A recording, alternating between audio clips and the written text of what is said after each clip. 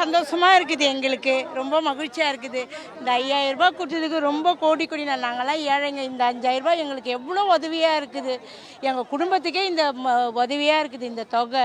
முதல்வர் எல்லா பொது ஜனங்களும் ரொம்ப சந்தோஷம். பொது ஜனங்கள் ரொம்ப சந்தோஷமா இருக்காங்க. எங்களோட கட்சிக்கார் மட்டும் இல்லை, பொது ஜனங்கள் ரொம்ப சந்தோஷமா, கஷ்டவாளி நல்லவங்க எல்லாமே நல்ல சந்தோஷமா.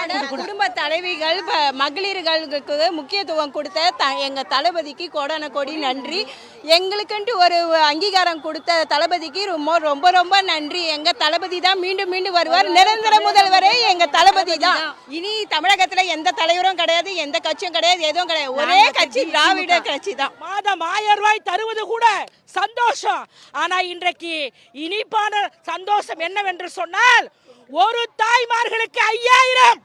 இன்னைக்கு நான் வருகின்ற போது கூட ஆட்டோவில் தான் வந்தேன்.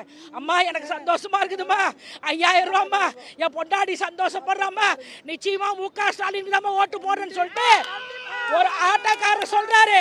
நான் இதன் மூலமா சொல்லிக்கிறேன், என்னென்ன சொல்லிக்கிறேன்னா, 2026 இன்னைக்கு வெற்றி பெற போவது முத்துவேல் கருணாநிதி என்கிற ஸ்டாலின். அதில் மாற்று கருத்து கிடையாது.